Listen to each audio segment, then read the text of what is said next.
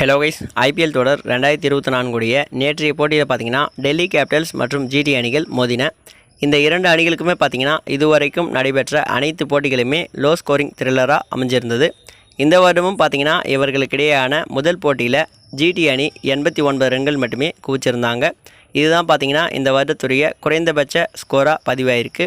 இந்த நிலையில் பார்த்தீங்கன்னா இவர்களுக்கிடையேயான இரண்டாவது போட்டி நேற்றைக்கு டெல்லியில் அருண் ஜெட்லி ஸ்டேடியமில் நடைபெற்றது. இந்த போட்டியில் பார்த்தீங்கன்னா டாஸ் வென்ற ஜிடி அணி பந்து வீச்ச தேர்வு செஞ்சுருந்தாங்க. முதலாவதாக களமிறங்கிய டிசி அணி நிர்ணயிக்கப்பட்ட 20 ஓவர்களில் 224 ரன்களை குவிச்சிருந்தாங்க. அதிகபட்சமாக கேப்டன் ரிஷப் பண்ட் 88 ரன்களும் அக்ஷர் பட்டேல் 66 ரன்களையும் குவிச்சிருந்தாங்க.